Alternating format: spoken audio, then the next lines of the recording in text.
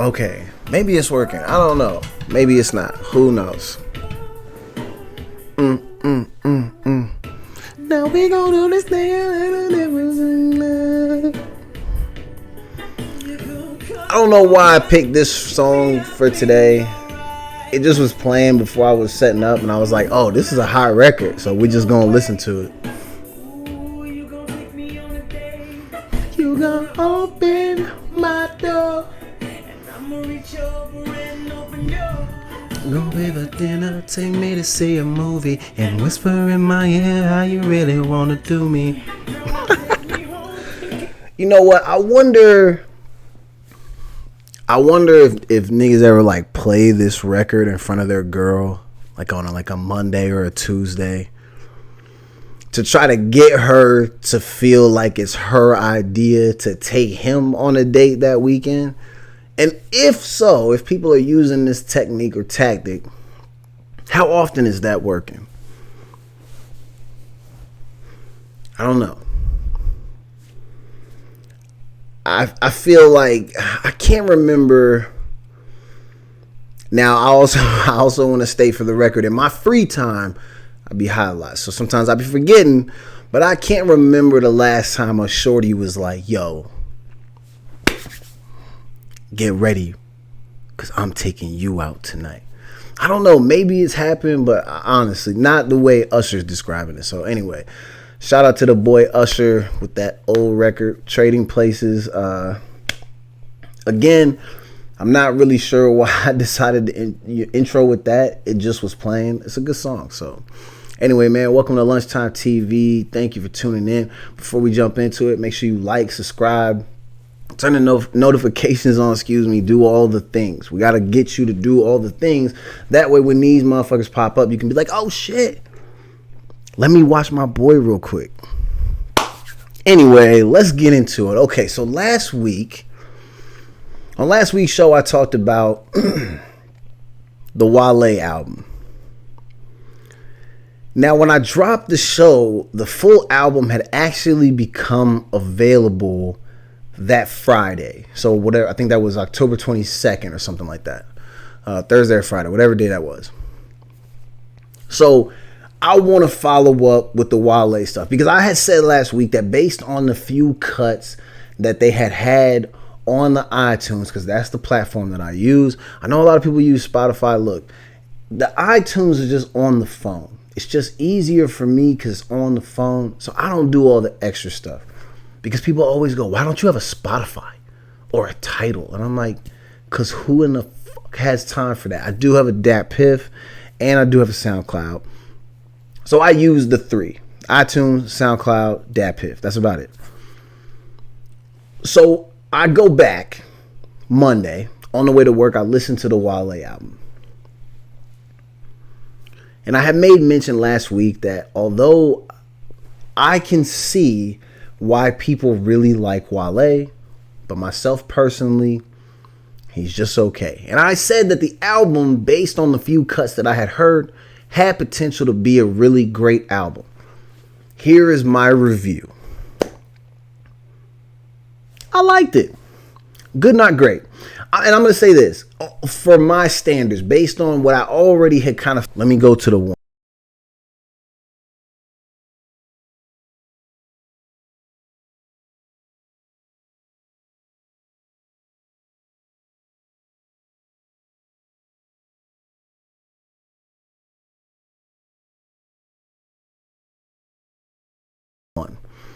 Wale has a song with a cat by the name of, was it Maxo Cream? Let's see. I know he on here. The record that he's on has the Still Tippin' sample, that old Mike Jones, Paul Wall. So it's Maxo Cream and Yellow Beezy, I think is his name. Sorry, his or her name. I don't know who a lot of these people are because I'm an old nigga. The record's called Down South. Great record. I really loved Maxo's part. And what are the chances Maxo has a project out right now called Weight of the World? So, on next week's show, we're going to talk about that. because I haven't listened to it yet. I'm going to listen to it tomorrow on the way to work. That's what I do. Monday is when I listen to records or albums, projects, all these things, because Big Sean got a project too. I did listen to a cut off of there where he has Big Sean and Hit Boy have this project, and there's a record with Sean, Bryson Tiller, and another nigga. Who was on that record? The record was good. I'm sorry, I forget who the third person was. The same way that I forgot last week. Remember when I was struggling to say who that other 5-1 team was? It was Tampa. How was I forgetting about the Bucks? Anyway, we'll get into it later in the show. But anyway, the Wale album. Good, not great. I understand why I really liked him. He put me on to some other artists, which I really like. The Maxo Cream guy, his shit is fire. Like bars. I love it. I'm sure the album is going to be dope. So we're going to talk about that next week. I still feel like if the GOAT room is, like I said, the auditorium, Wale is outside. He's not in yet. I'm just not. It's his lyrical content. I think his voice is dope. I think like the way he sounds on a record, you could be like, yeah, this is hitting. But just for me personally, like when I listen to like his lyrics, I just be like, none of this stuff is grabbing me, being like, yo, come back for more, nigga. Like it just don't do that to me. But again, I see why y'all like it. It was a good album. Who else did I listen to? Nobody really, because it ain't Monday. That was the only one I listened to on Monday, because since I talked about it on the show, I wanted to make sure we came back to revisit it. All right, let me jump in what has really been ailing me all week. Couple of things about the NBA. So the NBA, I'm going to go back to like just the 90s. I'm 35 years old. I've played basketball for the better part of the last 30 years. Easy. I've been watching basketball since I was a small child. It is what I live and breathe for. So I've seen the game transition from how they used to call it as far as fouls and things of that nature versus how they call it now. And I'll say now up until last season, because this year shit is going back different. So over the last 5 to 7 years, we've seen a new type of basketball come in where a lot of these star players, they do very little to earn free throws. It got to a point where people, if you get touched and there's like a little bit of contact, your favorite player is going to shoot 2 or 3 every time because it's just what we do. In the 90s, you had to earn your fouls. And yes, they called weak fouls from time to time, but for the most part, they let you play. The NBA this year has started to go back to that old style of play where they're letting them play. So a little bit of contact, they're like, nah, you got to be able to play through that. You got to play the game. We have a couple of players who their games are somewhat predicated on drawing the foul and not necessarily scoring the basket, but just going to shoot the free throws. Nothing wrong with that because it's a strategic type of move. If you can draw the foul, draw the foul. But now some of these young niggas are kind of complaining because they're not just getting $30 like it's nothing anymore. Because you remember, some of these cats, you'll look at the stat line, you're like, oh my God, so-and-so had 40, but he shot like 15 free throws. And if they're a good free throw shooter, that's 15 or 16 guaranteed points. So not to say that like it means that they're trash or anything, because I don't think it's that at all. But now you're starting to see some of these guys this season struggle. And they're only averaging 18, 19 points a game. Well, last year they were up in the 30s. But it's like all of a sudden you guys are all whining. Like you don't know how to play through contact. And some of the fouls that, like I saw LeBron get a foul the other day. And I'm a Lakers fan, but like I literally was sitting there like, why did you call that? You called that because he was sitting on the court with his head down, pouting that he didn't get a call.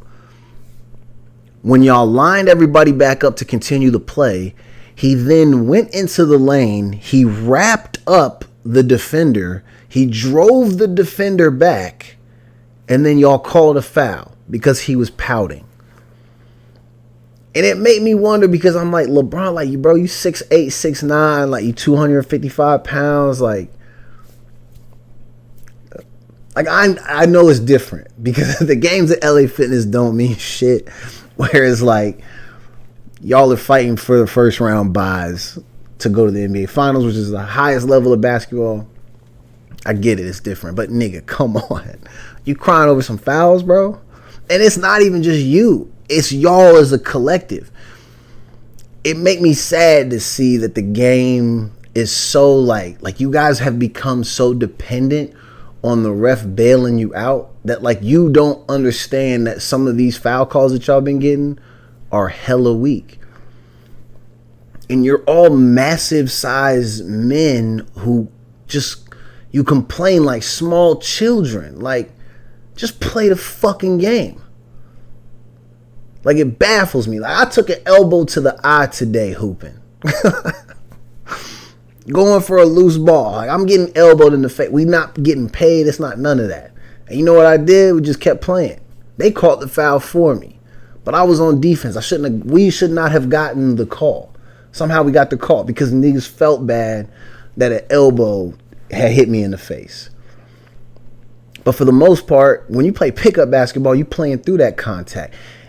I know they don't have a lot of time to go back to their roots as far as like playing those types of games. But do y'all not remember when you were young and you played at the parks and all that? Like, niggas don't be giving you those fouls, bro. What is wrong with y'all? Grown ass men crying, bro. I can't believe it. The NBA, to me, this season, although they're going back to these rule changes, you're starting to see that this new generation of player, although very, very skilled, fun to watch, amazing how they've transitioned to the game, in certain aspects. But I will say, this generation of player, when it comes to whether or not they can sustain getting fouls or not getting fouls, these people are cut from napkins, bro. Not cloth, napkins. And not even the bounty quicker picker uppers. No, I'm talking about Dollar General, Dollar Tree type of napkins. That's what they're cut from, because they be out there, they're crying. Like, y'all make the game not fun to watch because y'all want to throw your hands up in there because you get a little touch foul. Play through that. Come on. So, like I said, some of y'all, let me read some of y'all. Y'all are 6'8", 6'9", 6'10", 7 feet tall. You be crying about fouls from niggas that's like 6'1", 6'2". Come on, man. Play through that. It's sad. The games have been fun to watch, though. Shout out to Kevin Durant for being one of the few players in history to pretty much average 25 or better for a career, or maybe it's like 26 per game or better for almost an entire career. KD's like right around 27 and some change.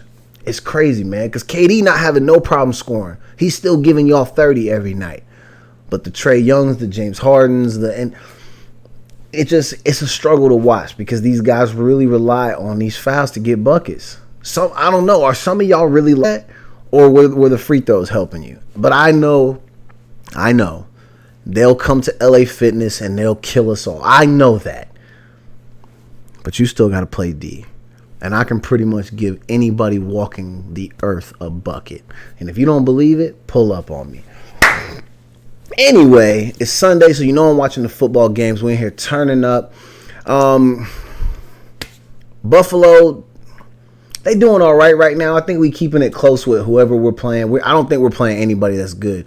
The Dolphins. The Dolphins are 1-5, 1-6 maybe. It's something bad. Apparently they're no longer in the hunt for Deshaun Watson, but they really need a quarterback. That's why they're struggling. And because of injuries, COVID, all of these things, their team just really is not that good. They were decent last year.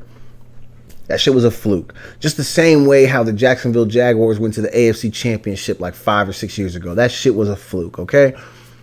Buffalo is not a fluke. We're probably going to the Super Bowl, but I do not like that at the half we're keeping it close with the Dolphins. It's time to turn up, baby. Josh Allen, Stephon Diggs, the whole crew. It's time to turn up, man. Because this is the year. Y'all got to be able to win the Super Bowl this year or next year. After next year, who knows what's going to happen. The landscape of the league will be vastly different, I think. Let's see, man. Seattle. Well, we have to kind of show love and, laugh at the home team. I say the home team because I live in Seattle, Washington. This is where the show's coming to you live from, but it's not live. This is a fucking recording. Anyway, The Seahawks, they are bad. You're not going to the Super Bowl. Let me tell you what's about to happen to you. This season, even when Russ comes back, not going to be great. Next year, Russ is probably going to go play in New Orleans. And you guys, the Seahawks, are going back to the basement. Bobby Wagner probably going to another team. DK Metcalf probably going to be out here by himself. Or I bet he'll force a trade and hold out. Because he's not going to want to play on a team that's only going to be poised to win 2, maybe 3 or 4 games next year. Like, I'm talking about your ceiling next year without Russ is you're going to win 3 or 4 games. I know that hurts to hear if you're a Seattle Seahawks fan. And I'm coming to you in this moment to let you know, as a fan of a team who was once in the basement, I understand how you feel. We were bad for years. After going to 4 straight Super Bowls, we went and we lived in the basement for about 20 seasons. And now we're back on top. And that's what she said. Have no fear. Once you get a new coach and maybe you get a new GM, things will turn around for Seattle, but it's not going to be until about 2035. And I need you to come to grips with that. Going forward, your Seattle Mariners have a better chance to make a playoff run than your football team does. Your city still needs championships because the Seattle Storm cannot be beat. They didn't win a championship this year, but that's okay. They're a really good team. And they have multiple championships where your football team does not. Multiple appearances, but does not have multiple championships. And I think maybe what should happen is maybe if Sue Bird goes and talks to the team, maybe the team will get better. Let an actual champion coach the Seahawks how to become champions. I think y'all need that. The season is a wash for you. I'm right now, the game I'm watching is San Francisco versus the Chicago Bears. Both these teams are sorry as hell. I'm not sure how much longer Jimmy Garoppolo has. Trey Lance is injured right now. That's the only reason he's not playing. Justin Fields, as a rookie for the Chicago Bears, does not look great. But right now, their coach, Matt Nagy, is not coaching this game. Matt Nagy has fumbled Justin Fields and he fumbled Mitchell Trubisky. I think if the Chicago Bears win this game, and they get themselves back to 500, I think the writing on the wall is really bold for Matt Nagy. And it says you're fired in really big fucking letters because he got to be fired, bro. He's terrible. He don't know how to run this quarterback. Although he was hailed as a quarterback whisperer, you see kind of what he does with what he has to work with. He fumbles that shit. Chicago needs a new coach. And there are some people out there that are really worthy. I think Eric Bieniemy in Kansas City probably should get this job next year. Because I doubt they'll fire Matt Nagy during the season. But I think when they fire him at the end of the year, you need to get Justin Fields the right type of coach. And that is Eric Bieniemy. I know things right now look very bad in Kansas City, but that's because Patrick Mahomes has turned into Texas Tech Mahomes. Everybody's acting like really shocked by this, but if you watched him in college, this is exactly how they look when their team is not star-studded. And to some degree, people have kind of figured out their offense as far as they know they have a bad defense. So if you get their defense off the field, you put pressure on Mahomes, you make him do all these off-platform throws all the time and him do wild cowboy shit. The end result is that they're going to go 3 and out quick, or they're going to get turnovers forced on them. And then you can blow them out because their defense is terrible. Like, absolutely terrible. It's embarrassing. But because when Mahomes played at Texas Tech, they didn't have a good defense, nor did they have a ton of studs on. Oh, this is literally what he looked like. He didn't look like he was that great. And then once you get people around him, pieces and people around him, that's what I was trying to say before I started stuttering. But once you get that around him, then he looks like a superhero. He is that guy. He's that good. But when you don't have all of that, things are rough. And I think he's trying to do too much. Because he's used to being a superhero, he's just trying to keep it cranked up at 10 the whole time. He got to get back to the basics a little bit. And then he can start doing more superhero shit. But he's trying to force the issue, and that's why Kansas City not looking that good. And that's why, as a Bills fan, I'm pretty sure that unless we just trick the season off, we should be able to go to the Super Bowl because most of the teams in our conference are down bad. And their seasons are essentially over now, after this week. Cleveland has underwhelmed. The Steelers are bad. The Kansas City's not that good. You're really only worried about Baltimore. Tennessee right now is losing to somebody who's not good. And then the Chargers haven't been that great. And I know people are kind of all hyped up about the Raiders, but get for real, y'all. Look at the Raiders. Or you think they're going to the fucking Super Bowl? Hell no. And if you're a Raiders fan, I don't care how you feel about that. Your team is fake good. Y'all are fake good right now. You have a good record, and it's good for y'all because your coach got fired 3 weeks ago for being a weirdo through email and all that type of shit. But y'all are fake good. You are not going to the Super Bowl. Tonight we'll find out if Dak Prescott plays. I don't understand why the Cowboys, who are 5-1, 6-1, whatever, why are y'all trying to force your quarterback to play? If you get your quarterback injured, you know who your backup is? It's Cooper Rush. Does anybody know who the fuck that is? Excuse my language, but for real, I have to put a lot of emphasis on fuck because who the fuck is Cooper Rush? Come on. I've seen no tape on him besides Hard Knocks. That's the only tape there is on Cooper Rush. Is his few seconds of fame on Hard Knocks. And even then, the whole thing basically was showing y'all how trash Ben DiNucci was. That's why he didn't make the damn team.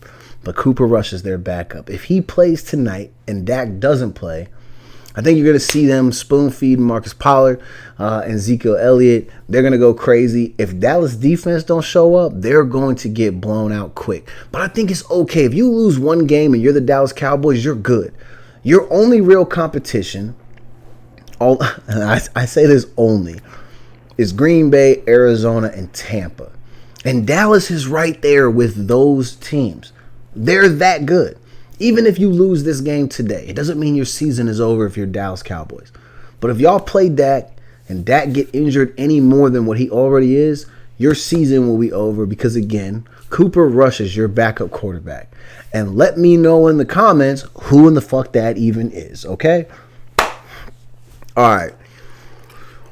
What else is there? I want to talk to you about my love for Twitter.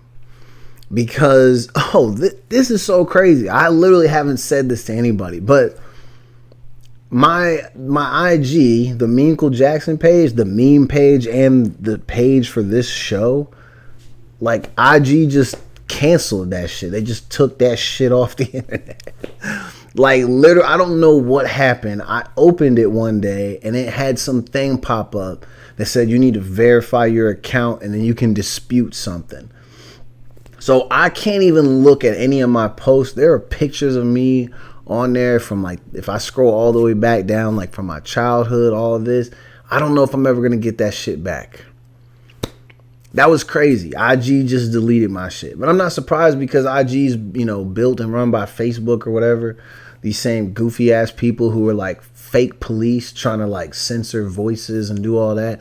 They deleted my Facebook the same way too, which was just so crazy. I ain't gonna lie. Early in the week when that happened, I'm not gonna say I was not mad, but I was a bit like, damn, it kind of threw me off because I'm like, really? As soon as I crank the show back up, they want to delete the shit. So, sorry, I'm going to have to make a new IG today. Excuse me. And we'll make one specifically for Lunchtime TV. There will only be clips of the show. I guess the memes are really done. I was like almost about to go back to that shit. But them niggas said no. I'm not welcome. I stay getting kicked out of places. This is so crazy. Like, nothing has changed about my life, even from the young days. Lifetime ban from this rec center back home, kicked off of Facebook, kicked off of IG. Niggas don't want me nowhere. So, but Twitter is very much like what I assume New York City streets are like just everybody going crazy, yelling and screaming at each other. But there's always a place for you. It doesn't matter who you are. There is a place for you on Twitter. I love Twitter. Niggas keep it mad real on Twitter. And you see some crazy shit. But you also see some things on Twitter that nobody should ever see. That shit kind of scary too. Because there's some people on Twitter where you be like, yo, do y'all know that this motherfucker's walking around the earth? Like, we should probably be concerned. Maybe we should call somebody. But then, like, they disappear on the timeline. Maybe never to be heard from again. Man, I don't know. It's crazy, man. Like, I don't even really know how to describe how crazy Twitter is. And I've had a Twitter for the better part of the last, like, 10 years. I used to never use it. And not really until, like, the last couple did I really start, like, seeing it for what it was in all its glory. It's a gold mine. It's so real that some of the tweets, bro, like, I can't even believe some of the things that people say.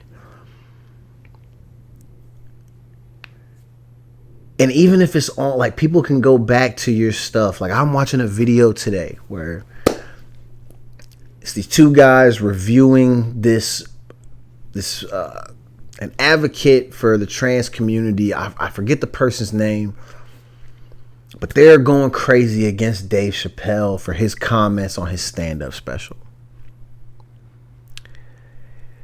And the video that I'm watching is these two guys. They have a channel where they do reactions to things or whatever. And they're reviewing this person who's complaining against Dave. They went back and looked at this person's Twitter from 10 years ago.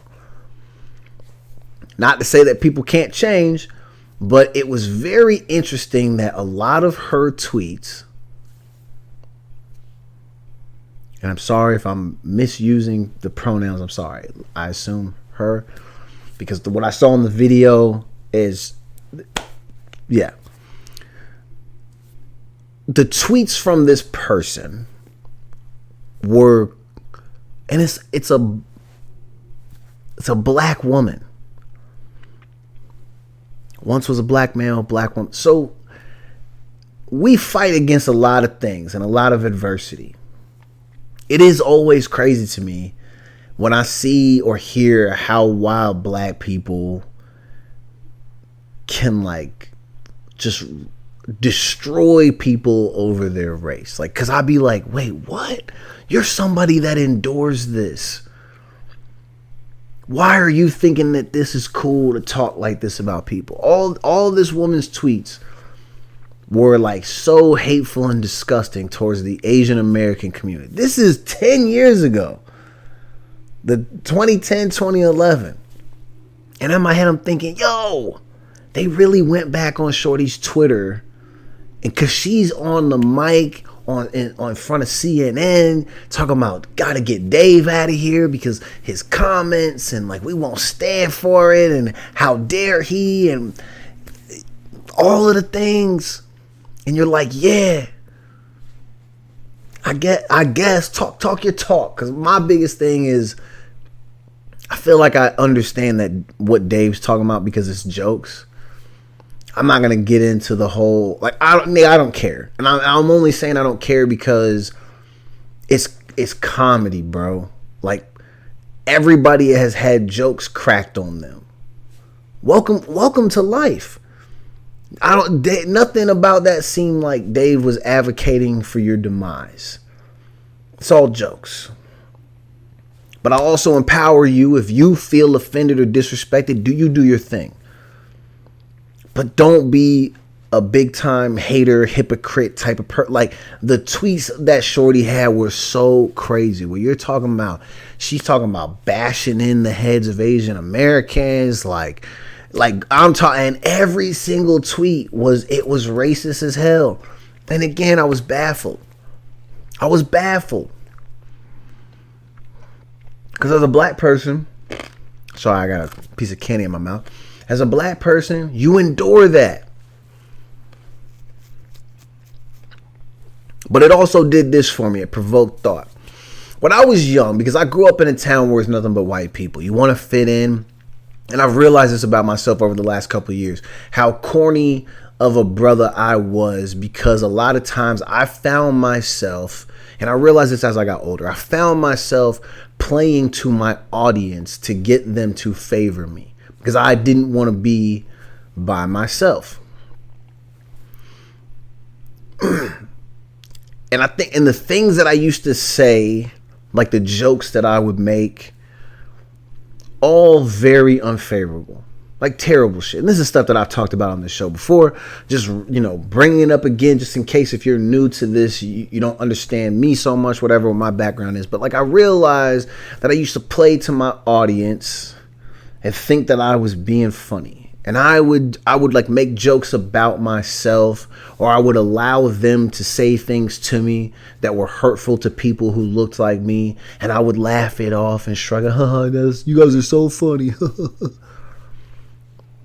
And I think that is some of what developed my thick skin. Like, I can watch comedy and I can hear people say things and I kind of just brush it off. And I can find the humor in it, because I also feel like in a lot of the aspects of my life, I've been through the worst of the worst. So it's like, what can you do other than laugh? And also understand that, like, look at where we stay.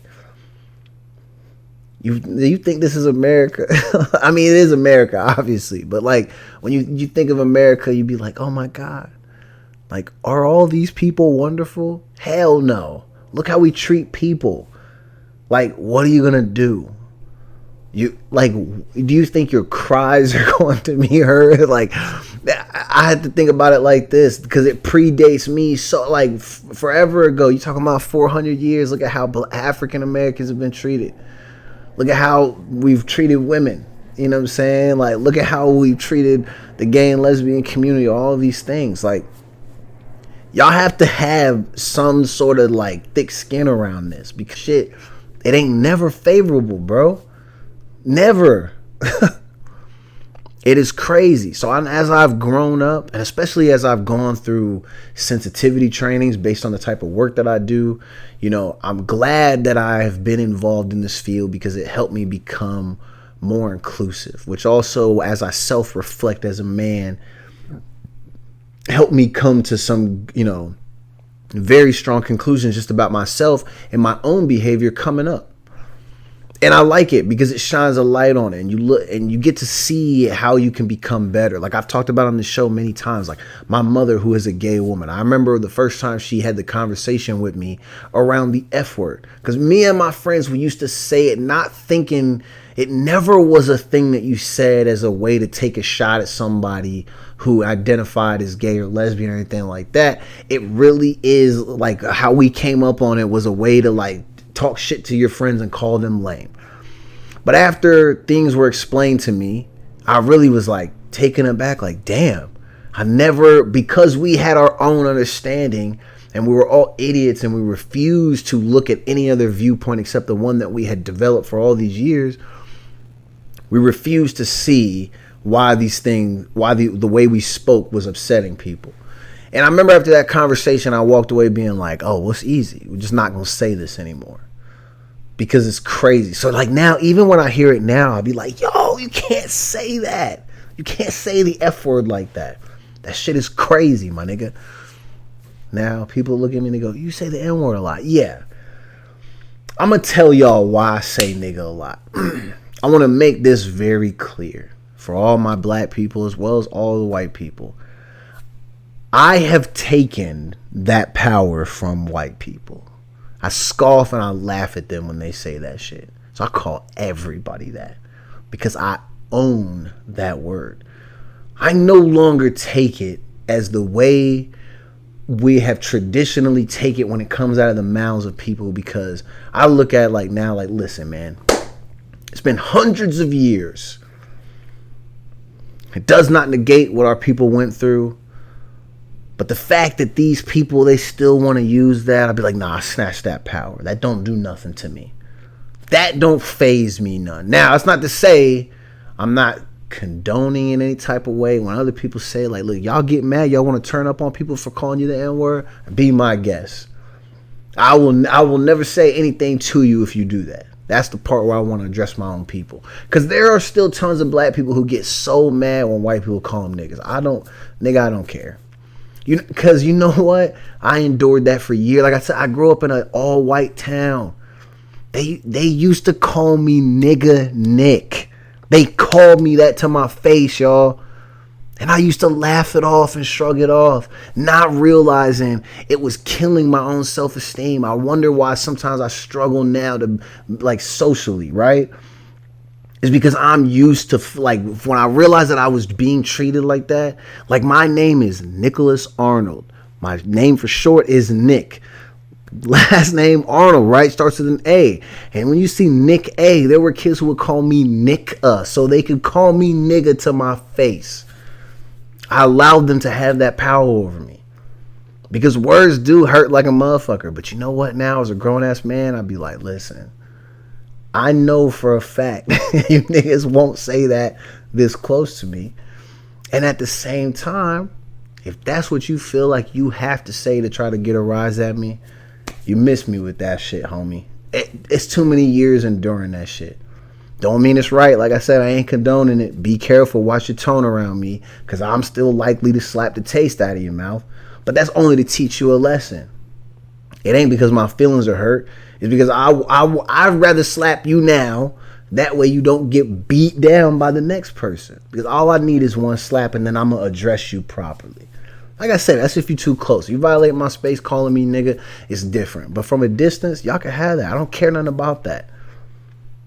Not in the slightest. But I do like to be cautious over the words that other people feel like they do not like when that stuff is said to them.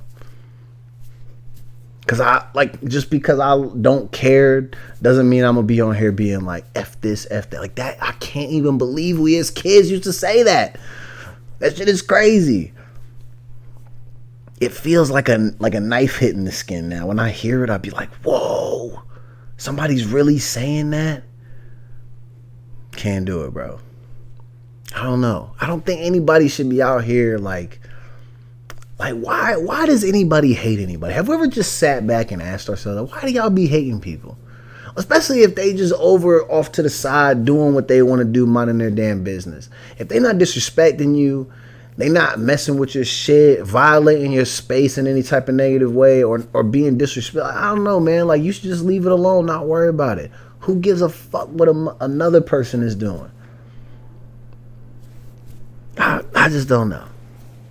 We love to comment on things on the show, but like overall for me, when I said I don't care, it's because I don't be caring about what y'all are doing.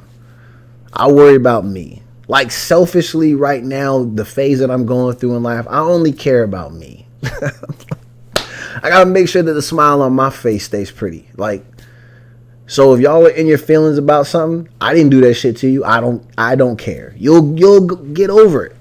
Because what else are you going to do? You gotta get over it. I don't know. Maybe that sounds super negative. I would love to have somebody like come on the show and you could talk to me. Tell me, educate me more. If I'm missing the mark on this, please, y'all let me know. Because I probably sound like a damn fool. And if I need to be, slapped down, let me know. We could talk about it. But until then, I really don't give a shit. This shit is crazy. This is kind of the end of the show. Like I said, I love Twitter, but Twitter is a crazy place. And seeing those tweets from that lady, I couldn't believe it. Some of the stuff that she was saying, I was like, bro, I didn't even know my people talked like this about other races that weren't white people. Just because, like, for the most part, your vendetta against white people is like to some degree like understandable. Like, I don't walk around beefing with white folks every day, but I make it very clear that like y'all can't hide from me. I know what your rhetoric is, how the majority of your people be acting, how they teach their, the people that they produce and all. Like, listen, some of the people that look like you are suckers, and it come from y'all's past history because traditionally listen, colonizing suckers. That's what it's facts, bro. We teach that at school. It's facts. So y'all can't be mad at that. But it was crazy to me to hear how people who have been oppressed for so long would like treat other minorities like that. Like, I'm just baffled because I just kind of always came up thinking like, I didn't know we want to smoke with the other races like that. I'm part black, part Latino. I love Latinos. Like, even when Latinos be beefing with us, I be like, really, nigga? I thought we was all on the same team. We're supposed to click up. What's good? Niggas be acting crazy. You know, and the same thing, like, we should all be allies. Like, well, I don't understand it. Because I don't really care enough about this other shit to be wanting to beef with y'all. You know what my biggest problem is right now? Trying to make a layup. Trying to make sure I can make layups consistently. That's literally my biggest problem in life right now. Because, listen, my springs just ain't working like they used to. You know, the way these knees are set up, it just, I don't know. That's the type of shit that I'm worried about right now. Where I can find some good boots for the winter. Wondering if I don't know. Am I smoking too much weed? I don't know. I don't think so. But sometimes I'll be thinking so. So these are the things that I'm caring about right now. Whether or not y'all are in y'all feelings about like y'all getting your names called or something, I don't know about that. I think y'all got to be able to just laugh at yourselves. Don't give people the power. That's the other thing. If you react every single time, niggas are going to know that they have power over you. So you got to laugh and shrug that shit off. I understand it's going to hurt a little bit. Just know that not everybody walking around you is feeling that type of way. We're not all on that. If y'all are wondering where I stand, y'all all have my love and respect. You treat me well, I'm going to treat you well. Don't matter what you look like, what you do. If you stand for some funny stuff and your morals are off, then I'm not fucking with you like that. But like for the most part, I don't care about any of that other stuff. I don't give a damn what you do when you go home at night. That's between you. That's your business. Just treat me with respect. Be good to me. I'm going to always be good to you. Let's have conversations. If we disagree on things, that's okay. Because at the end of the day, I'm going back to over here. Like I don't have to be overly involved in everything that y'all do. And that's the problem with a lot of people. Niggas want to get upset because like they want to try to take ownership over other people's stuff. Like why? You have time for all that? I don't have time for that. And it's only me. I don't have time for all that. And I'm only focused on me. Think about some of these people that's on the internet complaining all day. They got whole families at home. Wife, kids, husband, kids, extra kids. Some of these people got 10, 15 kids. How do you have time to worry about what other niggas on the internet are doing? It just don't make no sense, man. Anyway, we're going to be back next week. Next week, we're going to review the Maxo Cream album. I think that shit's gonna be fire, man. That Down South record on the Wale album is hot, man. Check that out. If you haven't listened to the Wale shit, again, good, not great. But shout out to Wale, man. You had a good project. Again, the NBA with these fouls. Listen, you boys get paid millions of dollars to play a kid's game. Stop crying. Just go play. Stop crying. You don't need to cry every time you don't get a foul. Just hoop. Run up and down the court. That's what you're getting paid millions for. You're not getting paid millions to act and cry and do all that. You're getting paid to hoop. Again, it's football season. Listen, I want to tell y'all, my fantasy teams are not doing well. So next week on the show, we're going to get into what happened to me this year and why am I in last place in one of my fantasy leagues. In one of my leagues, I'm 0 for whatever. What are we in? Week 8? I'm 0-8 in that league, y'all. What happened? Like, subscribe, comment. Leave your comments in the chat, man, or in the comment section. That's where you're supposed to leave them. But my biggest thing is anybody that wants to come on the show, you want to talk about some of these things, let's get into it because I don't know everything. I just be on here rambling a lot, just kind of giving you my 2 cents. And the biggest thing I want y'all to understand is I believe in the power of people. And I believe that people, for the most part, are inherently good. Some of y'all are assholes. That's a fact. Some of y'all can't drive. That's a fact. And some of y'all need hella sensitivity training, so you can understand how to navigate conversations with different groups of people. It's only natural. We should all go through that. We should add that to school curriculums.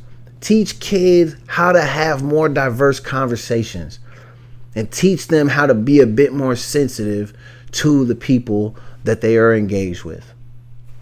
I'm telling you, man, working at the YMCA, all these trainings I went through, it was very helpful because you learn a lot about different people. Once we get to that point, we'll probably have less problems, man. I'm telling you, it's a real deal. So we should start getting more on that shit. You should love everybody. You should give everybody grace.